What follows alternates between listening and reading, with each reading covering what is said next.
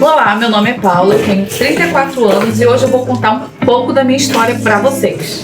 Como vocês viram, eu tenho postado alguns vídeos aqui no YouTube, né? Mas eu ainda não contei um pouco da minha história pra vocês. Então, eu moro em uma kitnet hoje, eu, minhas duas filhas e o meu marido.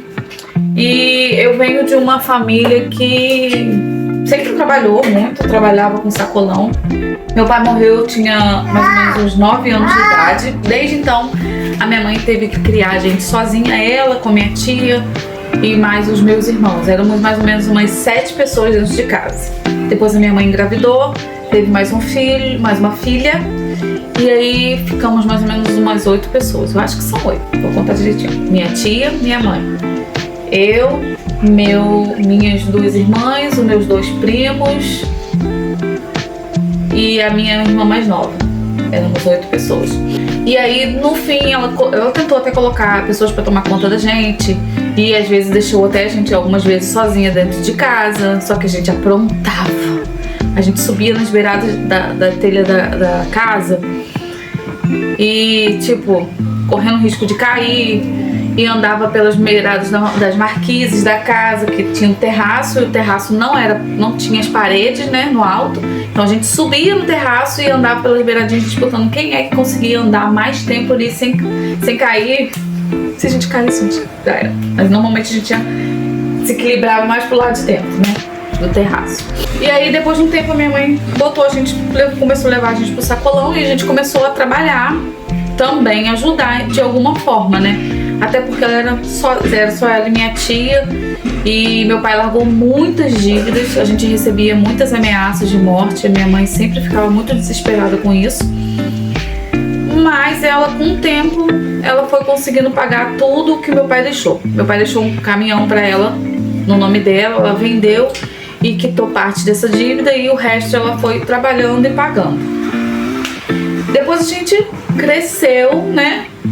Ali no meio daquela turbulência toda de ter que trabalhar, de ter que estudar. E eu casei, tem mais ou menos uns 10 anos que eu já sou casada. Tenho uma filha de 6 anos e uma agora de 1 ano e 4 meses. E hoje eu tô aqui, né, tentando ser alguém. Já tentei outras vezes, já gravei vídeos cantando, eu já gravei vídeos com a minha filha que hoje tem 6 anos. Mas nos vídeos anteriores que você vê, ela tinha 2 aninhos, 1 aninho e pouco. E tô aqui tentando ver se eu também consigo alcançar algo para que eu possa mudar de vida, né?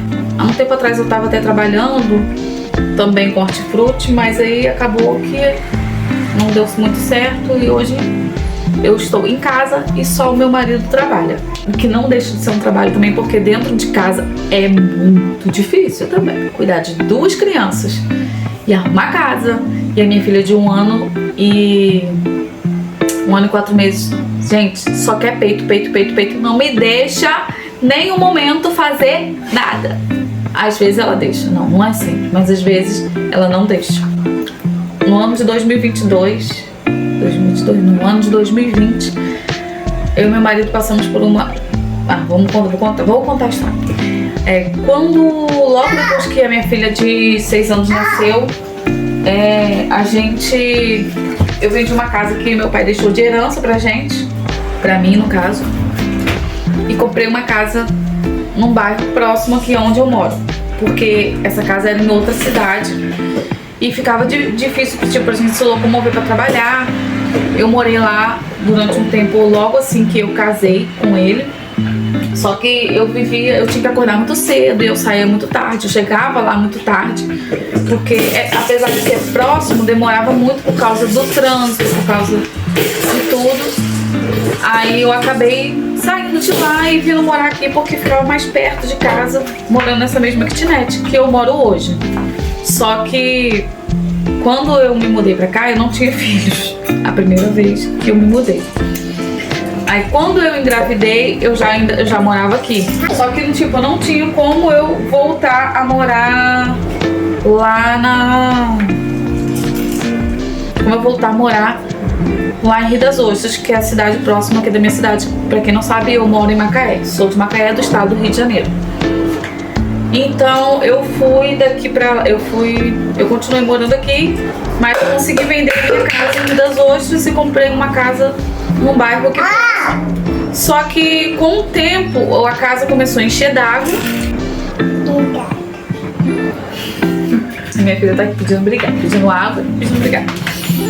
Aí a casa começou a encher d'água no quintal, a casa abriu uma rachadura enorme. Eu vou ver se eu ainda tenho os vídeos e as fotos dessa casa. Olha aí, gente, o quintal cheio d'água. Isso aí, a água já tinha baixado um pouquinho porque era no outro dia. A noite toda choveu muito, então chegou quase a entrar dentro de casa mesmo, mas o quintal vivia cheio d'água.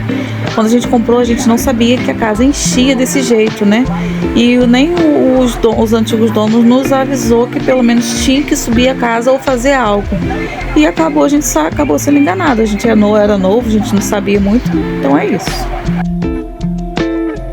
Casa para mostrar como ficou o quintal cheio d'água, entendeu? Tipo, a cisterna encheu de esgoto e como tava a rachadura.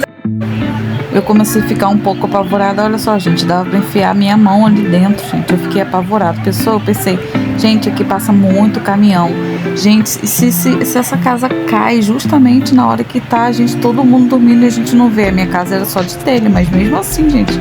E eu tinha certeza que ia morrer, minha filha. A minha maior preocupação, na verdade, era a minha filha. Porque, tipo assim, a gente era maior, poderia aguentar peso e tudo. Mas agora uma criança, como uma criança ia aguentar tanto peso em cima dela?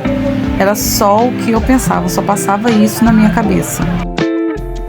E a casa não tinha estrutura nenhuma. E com tudo que o vizinho começou a bater do lado, começou a aparecer essas rachaduras enormes na nossa parede. E a gente foi falar com ele, ele ainda debochou na nossa cara, falou que qualquer coisa que ele tivesse problema, ele ia chamar os meninos da boca, que não sei o que, nos ameaçou e tudo, gente, olha. Aí com o tempo eu falei, melhor a gente ir embora, melhor a gente sair daqui, Deus proverá o que aconteceu na nossa vida. A casa também, porque antes de sair de lá, eu tirei foto. Eu filmei, gravei tudo, como estava o estado da rachadura da casa. Então, para a segurança da minha filha, a gente preferiu se mudar para cá. E aí, com o tempo eu fui e engravidei de novo, né? Mas aí, vamos voltar lá na parte que depois, que logo que a gente mudou, o meu marido tem uma barbearia, ele é barbeiro, e ele comprou um container para pagar parcelado. Só que o que acontece? Quando ele colocou o container na ponte aqui perto do centro da cidade, e logo depois a prefeitura foi e tirou todas as pessoas que trabalhavam ali. Ele até tentou conseguir uma licença, falaram que era pra ele ir lá, que ele ia conseguir, que ele não precisava tirar, mas ele preferiu tirar, que ele já tinha desistido de querer trabalhar lá. Ele não queria mais, então ele queria tirar o container de lá e botar em outro lugar. Gente, quando ele foi ele tirou o container, já tinha visto o lugar certinho, no mesmo bairro onde a gente tinha uma casa, o terreno, e onde a gente tem o terreno, no caso. Gente, ele viu o lugar, foi lá, conversou com o rapaz, viu tudo, falou, tá, ok. Quando ele chegou com o container pra colocar, simplesmente o cara falou assim, não, você não pode colocar. E tava chovendo, gente, à noite, uma loucura. E ele teve que sair de lá da Piracema, tipo, andou muito, um pedação. E veio andando debaixo de chuva, com a cachorra de lá, e eu preocupada, grávida. Já tava grávida da minha segunda filha. E eu super preocupada porque, tipo, gente, o que aconteceu com esse homem? Pelo amor de Deus, eu tentava ligar, eu tentava falar, e não conseguia. E o celular dando desligado, e eu preocupada. Eu falei, meu Deus, e agora? Aí depois de uma hora, demorou uma hora pra chegar em casa, de lá pra cá. Vou dar uma lá, calma aí. E aí, depois de uma hora, ele conseguiu chegar em casa. Aí o cara voltou com o container pra casa dele e falou assim, amanhã a gente vem e vê onde você vai colocar. No outro dia a gente acordou, eu pensei num lugar, numa praça aqui perto de onde a gente mora, que é num lugar mais escondido, afastado, né? Porque tipo, se botasse na praça principal do nosso bairro, com certeza iriam implicar. Aí lembrei de um lugar que tem aqui perto, que não tem movimento, que não tem nada pra colocar.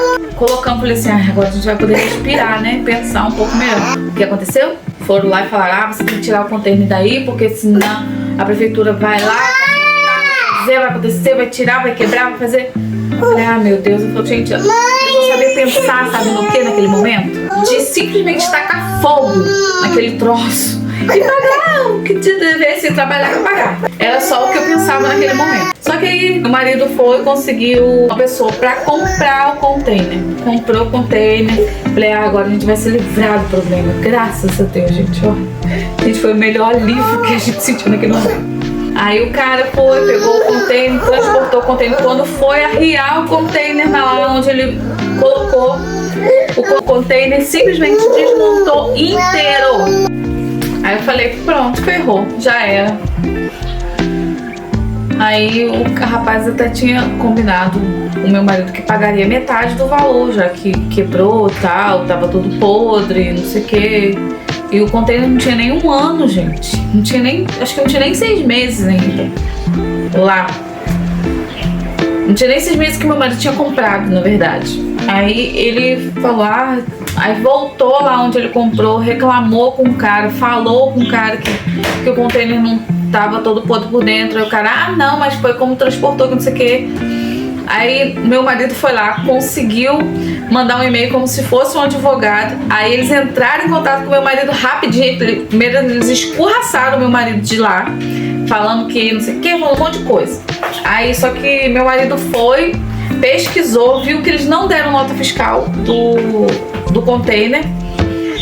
E aí ele foi lá e conseguiu, gente, mas foi uma luta. Primeiro a gente passou tanta raiva, tanto sufoco, mas no final, resumindo a história, ele conseguiu reaver o container. Conseguiu com que fizessem trocar o container, sem pagar nada, sem nada. Porque eles queriam que pagasse transporte, depois eles queriam que fizesse isso, depois eles queriam que fizesse aquilo. E no final eles viram que se meu marido botasse na justiça, eles iam perder mais do que o valor do container. Aí, só sei que nesse ano a gente passou uma luta muito grande com isso. Aí depois, passou o tempo, ele conseguiu abrir uma barbearia, a gente vendeu o nosso carro, que também bateram no nosso carro. Acabou com a parte do carro e o cara nem pagou tudo que tinha pra pagar desse carro. E aí bateram no nosso carro e a gente depois foi lá, conseguiu vender ele e o meu marido conseguiu abrir uma barbearia aqui no aeroporto e agora a gente tá indo, né? Só que tipo assim, hoje em dia a gente mora aqui na kitnet e é isso. E essa é a minha vida hoje. Em casa, cuidando de 2 crianças e é isso. E até a próxima. Beijinhos. E continue me seguindo se você gostou de mim, se você gostou do meu canal, se você quer ver mais coisas sobre minha vida, sobre minha família, continue me seguindo.